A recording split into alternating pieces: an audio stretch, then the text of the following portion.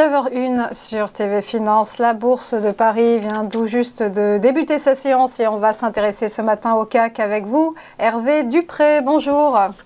Bonjour Roselyne. Vous êtes trader et fondateur de carltrading.com.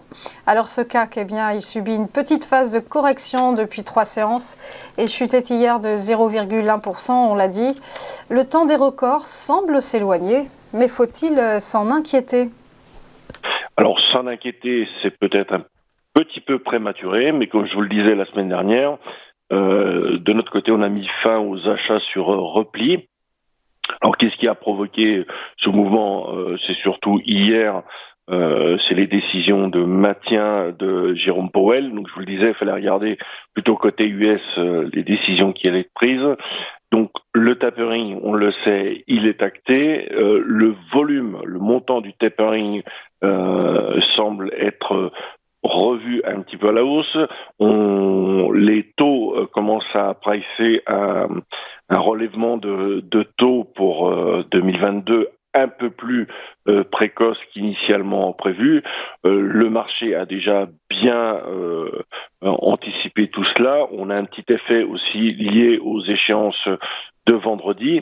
Donc aujourd'hui, la question va être de trouver un point d'appui pour essayer de conserver un range pour la semaine, une semaine qui sera écourtée puisque c'est Thanksgiving aux US, donc à partir de mercredi soir, jeudi et vendredi, c'est plutôt une semaine avec faible volume que nous aurons. Donc pour aujourd'hui, comment on va essayer de travailler le marché? Donc on a un gap baissier à 7105. Tout à l'heure en pré-open, pré-market, on est venu taper les 7037. Donc la question, ça va être pendant la session cash, sachant que nous allons avoir les PMI à 10 heures, est-ce que le marché aura une capacité à tenir un support, à créer un support aux environs de 7020, 7016, entre 7016 et 7032, on va dire, pour stabiliser celui-ci et conserver une phase de range jusqu'à la clôture mensuelle.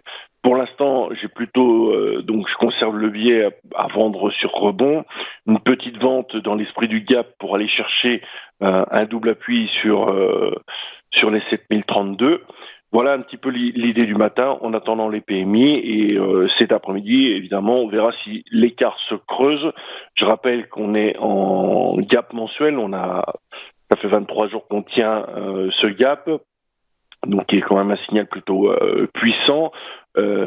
Les objectifs restent le comblement de ce gap et là, si jamais nous arrivions jusque-là, effectivement, nous aurions quand même un premier signal pas inquiétant, mais plus précis d'une phase de correction plus profonde. À savoir que nous arrivons aussi dans une période pré-fin d'année où nous avons en général ce qu'on appelle un window dressing avec des rotations d'exposition marché.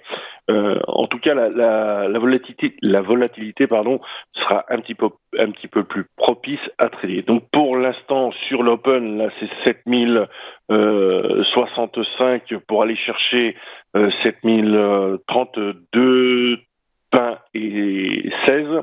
Et sur ces points-là, on va voir si le marché a une capacité à rebondir et par la suite, avec les PMI et en Allemagne et Europe, remonter pour aller chercher le comblement du gap. Tant qu'on n'a pas de comblement de gap, on reste dans une phase de correction suite à toute la phase de hausse que nous avons eue.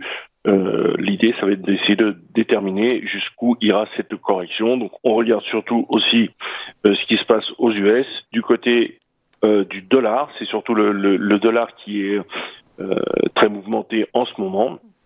Donc voilà ce que je peux vous dire pour aujourd'hui. Plutôt vendre maintenant, c'était à 7065 à l'open pour aller chercher le double appui et éventuellement une phase de rebond après. Merci beaucoup Hervé Dupré pour votre analyse. À suivre après une courte pause, quelles valeurs sont à suivre aujourd'hui? Vous saurez tout avec les Market Movers.